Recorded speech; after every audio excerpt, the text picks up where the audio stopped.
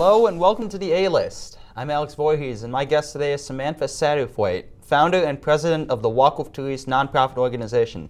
Welcome to the show, Samantha. Thanks for having me. All right, so your organization, Walk with Therese, how did you originally, what made you want to start your own organization? Well, you know, after my aunt was murdered by her husband, I decided that I wanted to do something more to make a difference in the world, and was donating to other organizations, but I decided to branch out, and I think education is very important in this issue, and we don't do enough of it.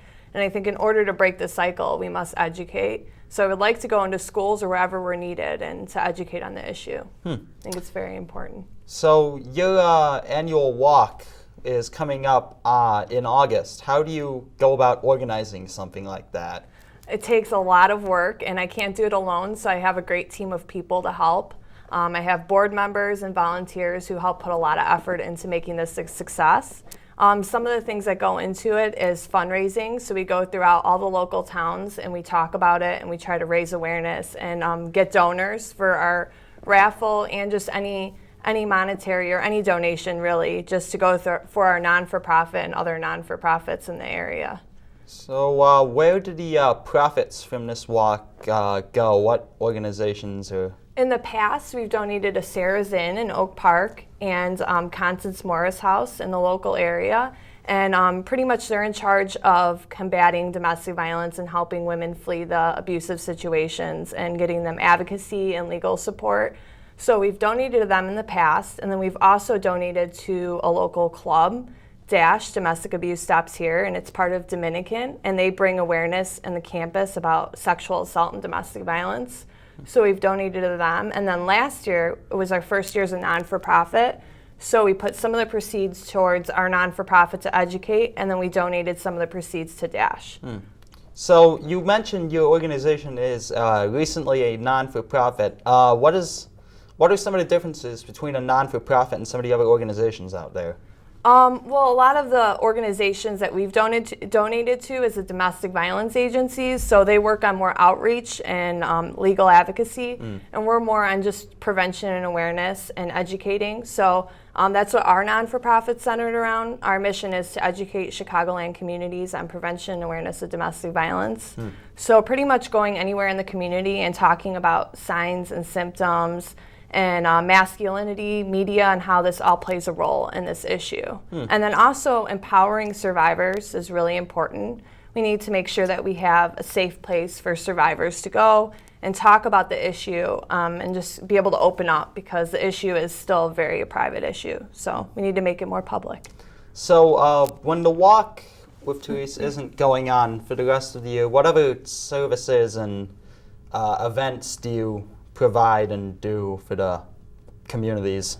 Well, we're actually working on educating in 2 libraries. We're going to Brookfield and LaGrange Library May 30th and June 3rd.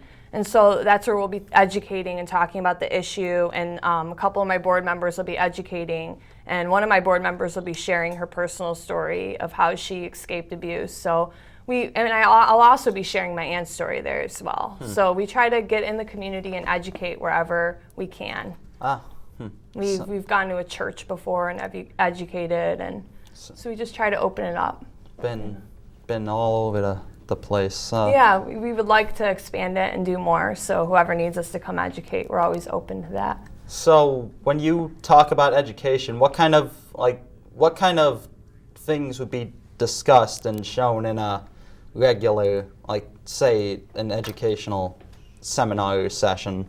We would talk about the signs and the symptoms, where to get help, the power and control wheel, and what some of the things that an abuse offender would use to, a victim, and how they would, what are the signs that they can look for to escape the abuse. You mentioned the power and control wheel, something I'd never heard of before. Could you perhaps explain these are tactics used by the abuser, and so if you notice these tactics, that's a cycle that's happening, and it continues over and over again. It's a 3-phase cycle, And the last part of the cycle is the honeymoon phase, where they'll shower the woman with gifts and try to trap them to make them stay in the relationship. But then after that, it just intensifies and the abuse gets worse again. It starts over and over again. So yeah, definitely something very wanting to prevent. Do you have any advice for people out there like you who have a cause that they're very strongly behind and don't just want to give their money, but want to do more, want to start an organization like you? What goes into making an organization? A lot of paperwork. That's one thing. Also, just having a solid board of people that can help you, and just being cooperative and patient and not giving up hope, because sometimes it can be hard. You're waiting for the IRS, and that's sometimes not very easy. So you just have to keep going, and you can't give up hope. And you just have to, know that your cause is going to make a difference and it's going to change someone's life. And if you can change one person's life, it's worth it. So starting out in the earlier days of the organization, what were some of the things that you did to kind of get your name out there and get noticed so that you could do more of these educational and places to share stories? Well, I started off Walk with Therese in 2007, and it started off at Keystone Park. And pretty much the goal was to just bring awareness in the local community in River Forest, where my aunt was actually murdered, and to just bring awareness and gather people there to show that this can't happen any longer. Enough is enough with the abuse. And so it started there, and then I knew from that point on that I wanted to do something more, and that's why I created it as a non-for-profit. And so I'm just, trying to branch out and make it bigger. And I still do want to give back to other non-for-profits, because I truly believe that a woman needs the support when they're trying to leave, the advocacy and the legal advice. So I'm probably still going to donate 60% of the proceeds to a local organization, which is still to be determined. And then the other 40% will go so we can keep educating in our non-for-profit, and so we can keep the walk going year to year. So how many people do you usually get for these walks? It varies every year. The first couple of years, about 100 people each walk. We had it in October one year, so it was really cold, so a lot of people were didn't want to get in the cold, so a lot of people didn't show up that year. But we just try to we pass out flyers and try to get all the support we can and hope for a good turnout. Last year we had Pastor Neil Shorey, who testified at the Drew Peterson case for Kathleen Savio. We had him on board, and he spoke at the walk.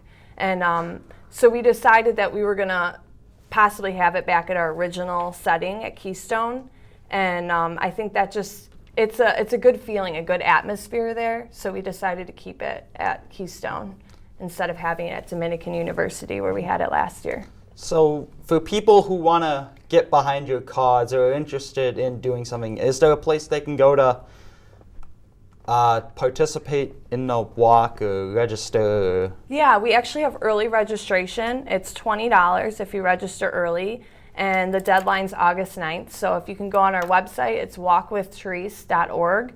You can register early. If you register the day of the walk on August 24th, it's an additional $5. But we'll register you the day of too. And then you also have the option of getting a t-shirt at the walk. You can look at the link on our website at walkwiththerese.org to buy your shirt, and then you can pay for it at the walk or send the money in early at Dominican University. You can mail the check too. You also mentioned a raffle. Could you talk a bit about that? Yeah, pretty much we rely on the local communities to donate any kind of things that they would like to donate for the raffle. And one year my aunt was a huge Beatles fan, so we had a local record shop donate some Beatles stuff. Oh, wow. So yeah, we get some really good support with our raffle, and it just gets bigger and bigger every year. Definitely. So we rely a lot on the support of the community for that. Good support for a good cause, definitely. Yeah, definitely. Well, Sam, I'd like to thank you for coming in today. It's great. No problem. It's great having you here. Yeah, no, thank you for having me on your show. I appreciate it. Yeah, you've been watching The A-List. I'm Alex Voorhees. Thanks for watching.